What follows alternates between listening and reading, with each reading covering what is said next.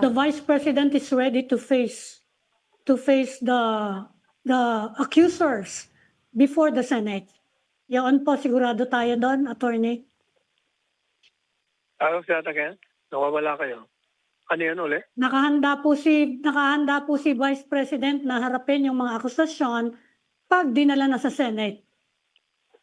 O hindi ba yun nga, matagal niya na lang sinasabi, di ba? Ang tagal-tagal niya na ba? Doon din naman na, sabi nga sa haba-haba ng prosesyon, doon din ang tuloy yung simbahan. Ba't di niyo padalhin? Ba't niyo pa sinisiraan ako ng sinisiraan dyan sa committee? Alam niyo naman na, alam niyo, na kayo, mananalo kayo dyan sa House para i-transmit. Ba't di niyo pa i-transmit? Ba't niyo pa pinapatagalan? Ginagamit ko lang na forum talaga yan para siraan ako ng siraan. And she is confident na mananalo siya sa Senado if it goes to trial.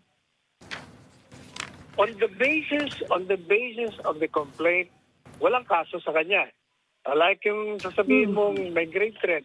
How can there be a grave threat from the grave? Yung sasabihin mo na ini-imagine niya na pinupugutan niya ng ulo yung Presidente Jesus Maria Josep.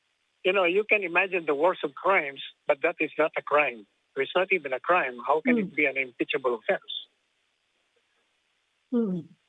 So she's confident na Yes, sa Senado may panalo siya.